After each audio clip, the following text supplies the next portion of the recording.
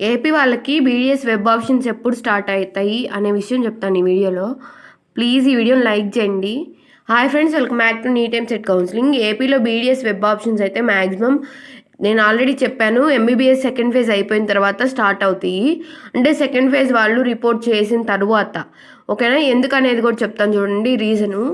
ఎంబీబీఎస్లో కొంతమంది వచ్చింది అనుకొని లాస్ట్ ఫైనల్ ఫేజ్లో రాకుండా ఉండిద్ది కదా, వాళ్ళు కూడా బీడీఎస్కి రావటానికి అందుకోసమని బీడీఎస్ వెబ్ ఆప్షన్స్ అయితే లేట్గా స్టార్ట్ చేస్తారు, ఓకేనా? మ్యాక్సిమం సెకండ్ ఫేజ్ అయిపోయిన తర్వాతే. ఇంకా క్లియర్గా నేనైతే యూనివర్సిటీ హెల్ప్ లైన్ నెంబర్కి ఫోన్ చేసి కనుక్కున్నాను, దాన్ని కూడా యాడ్ చేస్తాను, వినండి. హలో హలో హలో నమస్తే మేడం. చెప్పండి. బీడీఎస్ వెబ్ ఆప్షన్స్ ఎప్పుడు స్టార్ట్ అవుతాయి? ఇస్తారండి, ఎంబీబీఎస్ అయ్యాక ఇస్తారు. అంటే ఎంబీబీఎస్ సెకండ్ ఫేజ్ అయిపోయినాక ఇస్తారా? అయి ఉండొచ్చు, లేదా ఎంబీబీఎస్ మొత్తం కౌన్సిలింగ్ అయినా కానీ ఇవ్వచ్చు.